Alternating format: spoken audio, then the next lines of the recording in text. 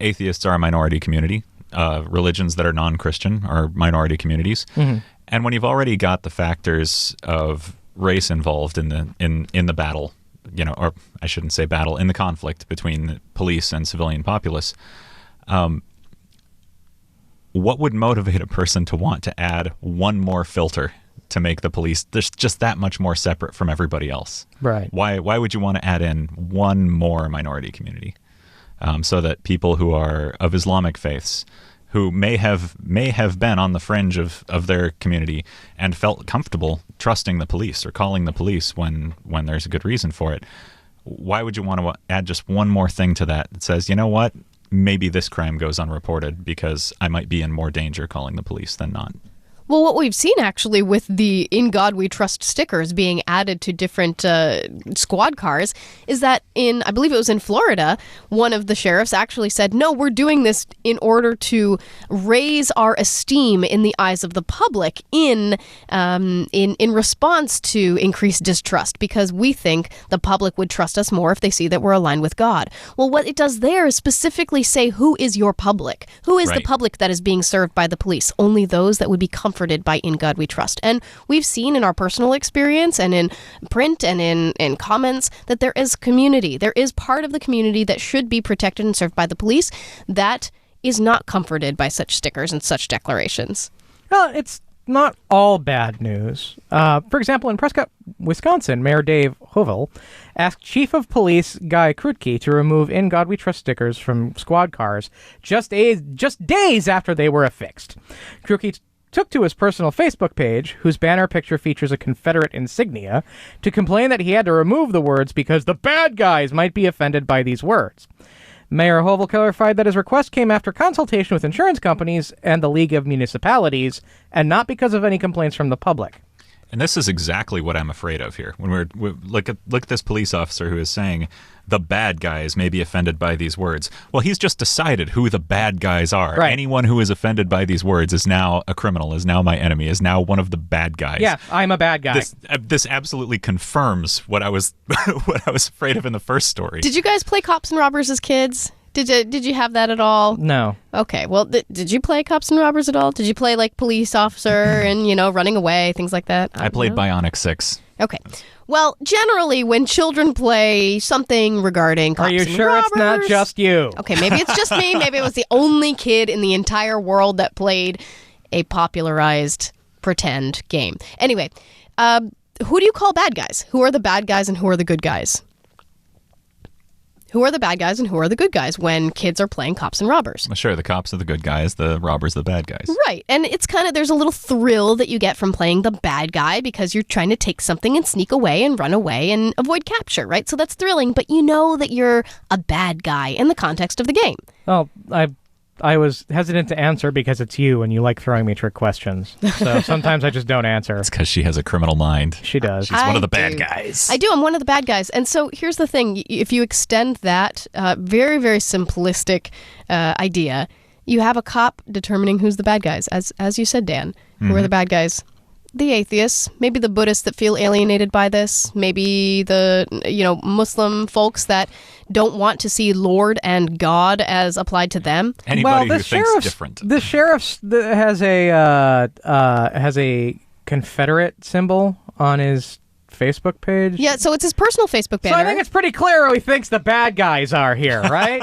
It's okay. Actually the former Georgia flag that has the Confederate insignia on it. I go back and I say exactly what I just said, which is I think it's pretty clear who he thinks the bad guys are here. Moving on.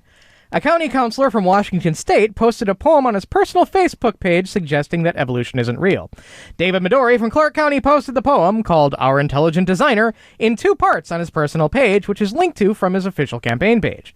Midori uses tired and debunked arguments throughout the poem, claims that there are holes in the evolutionary model, and suggests intelligent design is the only model that fits the facts. So I'm assuming that this poem that he's posting is 8, 10, maybe 15 years old now, because nobody uses intelligent design anymore. That one got kind of killed. Right. Yeah, that's... They're coming up with a new term. Hey, Dave, that's not the that's not the going thing now. Come on, get with the hip crowd. All right.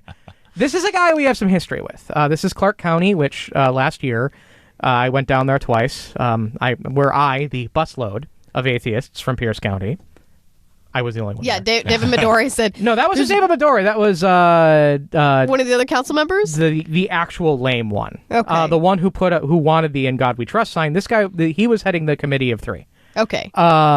I love it. Said we have busloads of atheists coming from places like Pierce County, and it was literally just me. So everybody took to calling me the busload. You're the busload. Huh? I am the busload. And so, but he was, he was trying to play fair, but he was also trying to play to his Christian base and, what he perceives as a Christian base, and so he was doing stuff like this. Well, they put the sign up. We lost that one because it is the motto. We are sort of at a disadvantage there. That's why people are trying to change it. Hi. Yeah, we've got some awesome folks in the north part of our state. Robert Ray, friend of the show, he's been on a few times, and he's got the Original Motto Project. And and he's really cleaning up with that. If you haven't paid attention to that, you really should. It's an important thing for us. And follow it on Facebook. Follow it on Facebook. He does a podcast of, and he also does a lot of interviews. You should really follow that, and because that movement needs help. Because the In God We Trust America people, who I have now spoken with, to great entertainment. They have a huge head start on us. They do. And beyond the actual organized In God We Trust America folks, you have the, police officers that share things on, Facebook and say, I want to do that for my squad. So getting to this specific thing that we're talking about, which is this dumb poem, I have no problem calling it dumb. He's allowed to do this, yes? This is not like a breaking the law thing, right? Oh, yeah. It just shows us where our motivations of our elected officials are. Fair enough. And I guess there's nothing wrong with posting poetry on Facebook. Although I specifically like the just tired old arguments because it shows one of the really clear definitions or boundaries, perhaps, between intelligent design and the actual pursuit of science. Science is constantly advancing. Constantly. Right. Well, these intelligent design arguments are 200 years old. Right. There's nothing new coming up here. The only thing, intelligent design is a fresh coat of paint on some very old ideas. Right. We've only been talking about intelligent design since the late 90s. This is wedge document stuff, right? This is back from, they're up here. What are they called? The Discovery Institute? Yeah. Yeah. No, literally. They haven't actually discovered anything. No, that's great. That's what I love about it. They call themselves the Discovery Institute. They're up there. Their headquarters are up in Seattle. They're most known to the atheist community for a wedge document, which was basically if we shove a wedge of misunderstanding of evolution into the scientific community, there's a boatload of Christian stuff behind it we can continue to shove, which... Right. Everybody, what's funny about that is I saw that and I'm like, yes. Like, a lot of people were just up in arms, like, oh my God, this is terrible. Oh, it's horrible. Can't you believe it? And I'm like, they weren't hiding this. This is what they do. This is what they do. This is their job. And so wasn't that surprising to me. Is it gross? Absolutely. Because they want to replace inquiry with dogma. And that's never a good thing. I still find that idea sort of personally puzzling. Like, okay, so... that the evidence goes this way. That all the facts that stack up, they kind of push towards the scientific argument, towards the evolution argument. And because that there is more and better evidence on the evolution side, now you decide that you have to fight really hard for the creation side. It's like, but... See, that breaks me as a scientist personally. I'm just like, I just don't get it. When you have...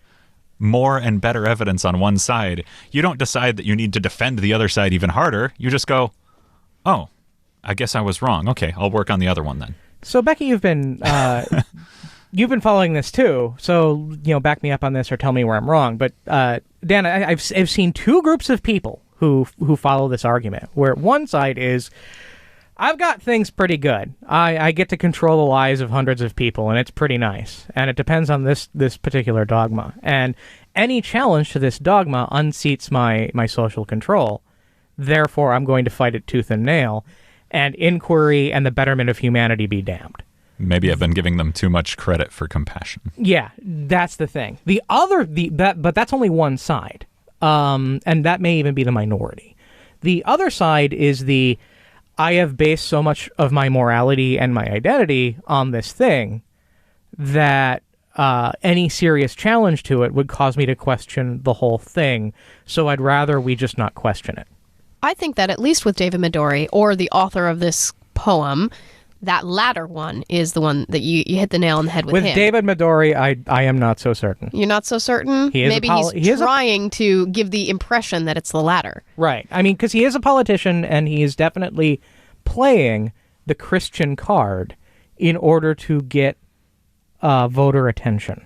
That was very obvious in my interactions with him, and this seems like more of the same.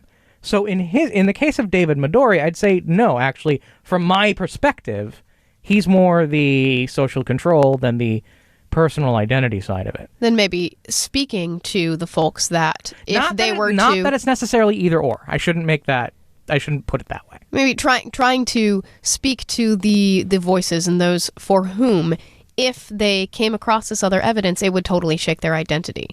Because you have lines in the poem that are things like, "Cilium blood clotting the immune system too. How could this evolve? No one had a clue." And Dan, so you have the poem. Oh yes, I do. It's Wow, that even rhymed with the last line. Exactly. Way to go. All it is a treatise on any number of folks that doubt